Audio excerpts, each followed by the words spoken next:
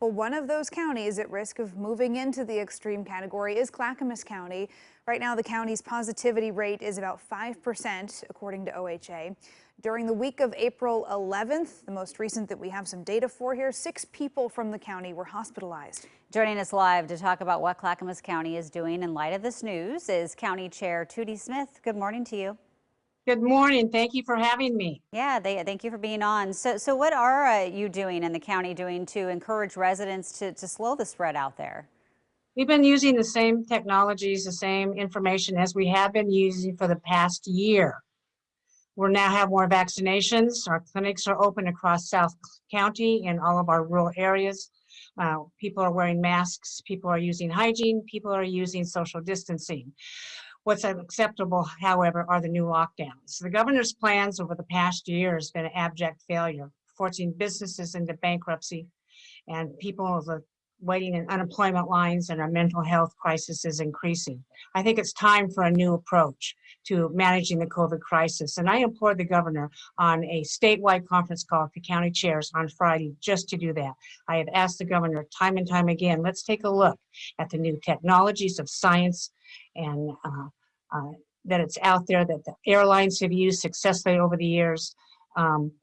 We can't even have a conversation in this state about what a new technology and a new approach would look like to combat not only this virus, but unknown viruses of the future. We need to step up the game in Oregon and do better. Yeah, Tootie, I can hear the frustration in your voice. I know we've spoken with a lot of local business owners who are frustrated and worried that this change could be imminent. What else could we be doing? What would you like the governor to look into instead of moving back into the closures that we've seen before? Well, the technologies that I mentioned, I offered to head up a statewide task force. She can appoint anybody she wants to take a look and make the corner and look into the future. We keep looking at the past. I implore the state to use an accurate data-driven approach. If we were using an accurate data-driven approach, our restaurants would not be closing and our gyms would be open. I also demanded that Governor Brown return what she took away through executive order, and that is the public health authority back to the counties. That's what county government does. We are the health authority. We know our people, businesses, the health metrics, and we know how to do health. She is not managing it well.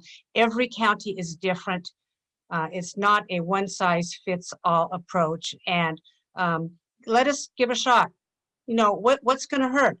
What is it going to hurt? Let the counties do what they do best, and that's manage the public health. There are a lot of business owners who say, you know, that they're going to have to close down, you know, maybe with the new restrictions. There have been some businesses who have stayed open and just maybe hope they didn't get caught because they had no other way to survive. What are you telling the businesses in your county about these new restrictions and how they'll move forward? Well, each business is going to have to make up their own decision. I'm not advocating for any business to reap more penalties on top of what they've been doing. What OSHA should be doing, instead of going out and fining and being punitive, OSHA should be setting up safety plans in these businesses using some of the technology that I refer to, like HEPA air filtration. It's very advanced nowadays. We can be seating people at restaurants. I was at a restaurant, a very fine restaurant over the weekend. People, I mean, it was just as packed as it could be. We need to go back to start doing some of this stuff. So if OSHA isn't finding them, what they're doing is they're going into restaurants and they're taking away their video poker machines and refusing their alcohol license through OLCC. That's half the revenue right there. Taking away half the revenue is just like penalizing them, and that is wrong. Well, real quickly, we're almost out of time here, but we know one of the things that is going to help us move through this is vaccinations. How are vaccination efforts going in your county? Are people still trying to get the vaccines? Yes, in fact, we have clinics in Sandy, Molalla, Cambie, Clackamas Town Center.